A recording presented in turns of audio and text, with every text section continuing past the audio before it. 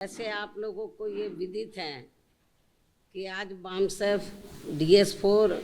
व BSP के जन्मदाता एवं संस्थापक मान्यवर श्री कांशीराम जी की पुण्यतिथि है और इस मौके पर आज पूरे देश में पार्टी के लोग विभिन्न स्तर पर संगोष्ठी एवं अन्य कार्यक्रम आदि करके व खासकर लखनऊ, नोएडा एवं दिल्ली में भी इनके आदर सम्मान में निर्मित किए गए ऐतिहासिक स्मारक, प्रेरणा स्थल, संग्रहालय व पार्क आदि में इनकी लगी भव्य प्रतिमाओं पर अपने पुष्प अर्पित कर रहे हैं तथा पार्टी एवं मूवमेंट के हित में इनके पूरे देश में किए गए संघर्ष एवं कार्यों के साथ साथ यूपी में BSP की रही सरकार में इनके सम्मान में किए गए अनेकों जनहित के कार्यों के बारे में भी लोगों को काफ़ी कुछ बता रहे हैं। इसके लिए पार्टी इन सभी का हार्दिक दिल से आभार प्रकट करती है। इसके साथ ही मान्यवर श्री कांशीराम जी के बारे में खासकर नई युवा पीढ़ी के लिए ये भी जानना बहुत ज़रूरी है कि इन्होंने परम पूज्य बाबा साहब डॉक्टर भीमराव अम्बेडकर के जीवन संघर्ष एवं यहाँ वर्षों से उपेक्षित रहे लोगों के हितों में किए गए उनके कार्यों से प्रेरित होकर फिर अपना घर, परिवार, रिश्ते नाते व सरकारी नौकरी आदि भी त्याग कर अपनी पूरी जिंदगी इनके अधूरे रहे कार्यों को पूरा करने के लिए समर्पित की है और अब वो हमारे बीच में नहीं रहे हैं, जिनका जन्म पंजाब के SC वर्ग में हुआ है। ऐसे महान व्यक्तित्व मान्यवर श्री कांशीराम जी जिनके आज पुण्यतिथि है, इनको सबसे पहले मैं अपनी व पार्टी की तरफ से पूरे तय दिल से अपने श्रद्धा सुमन अर्पित करती हूँ, जिन्होंने बाबा साहब डॉक्टर भीमराव अम्बेडकर के पद चिन्हों पर चलकर यहाँ BSP के नाम पर अलग से अपनी राजनीतिक पार्टी का गठन किया और फिर पूरे देश में यहाँ जातिवादी व्यवस्था के शिकार रहे दलितों, आदिवासियों, पिछड़ों व अन्य उपेक्षित वर्गों के लोगों को काफ़ी हद तक इन्हें अपनी इस पार्टी से जोड़ा है। इतना ही नहीं बल्कि इनके अथक प्रयासों से वह अपने इन लोगों के बलबूते पर ही फिर आबादी के हिसाब से देश के सबसे बड़े प्रदेश यूपी में यहाँ मेरे नेतृत्व में कई बार सरकार भी बनाई है तथा यूपी सहित कई और राज्यों में भी अपनी पार्टी के अनेकों सांसद व विधायक आदि भी बनाए हैं। इसके साथ साथ मान्यवर श्री कांशीराम जी अपनी पार्टी के लोगों को सावधानी के तौर पर हमेशा ये कहते रहे हैं कि यहाँ कांग्रेस, BJP व अन्य जातिवादी एवं पूंजीवादी पार्टियाँ किस्म किस्म के साम, दाम, दंड भेद आदि अनेकों हथकंडे इस्तेमाल करके ये हमारी पार्टी को आसानी से आगे नहीं बढ़ने देंगे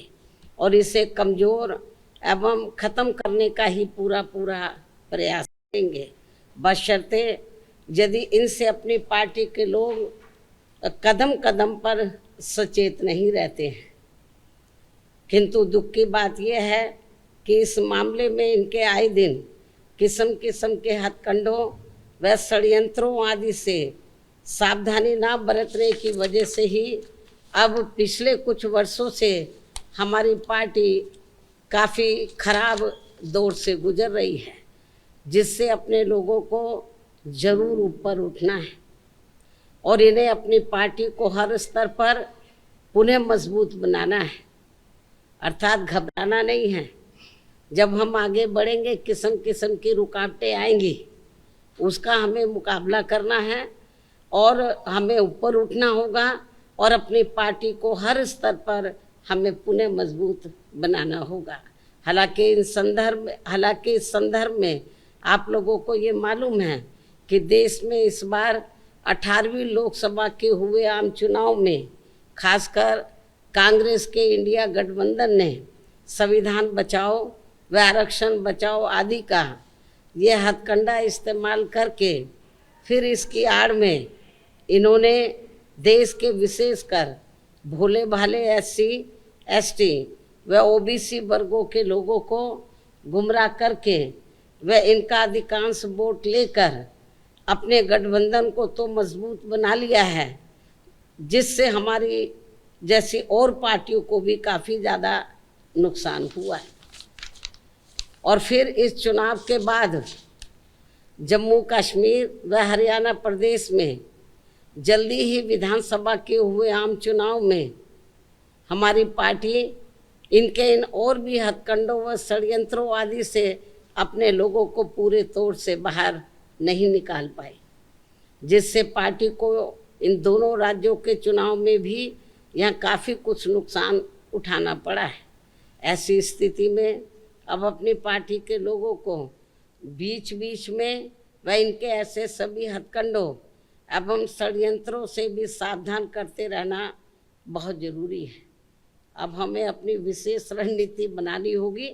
तो अब ये नहीं कि इलेक्शन में ये लोग क्या बता रहे हैं, हमें अभी पहले की तरह कैडर के जरिए तो हमें बीच बीच में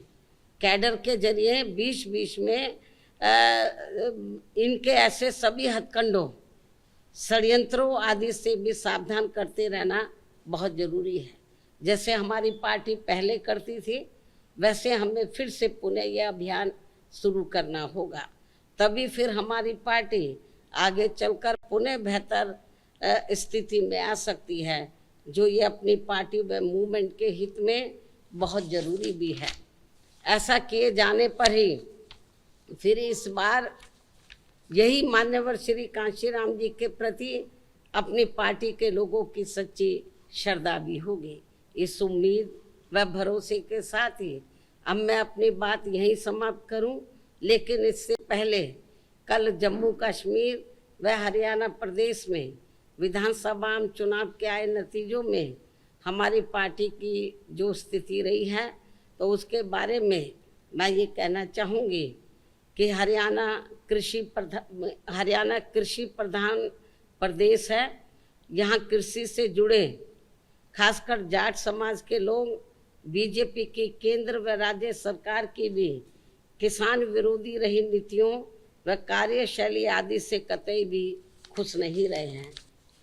और अभी भी खुश नहीं हैं, जिसकी खास वजह से ही बीजेपी को सत्ता में आने से रोकने के लिए इस बार जाट समाज का अधिकांश वोट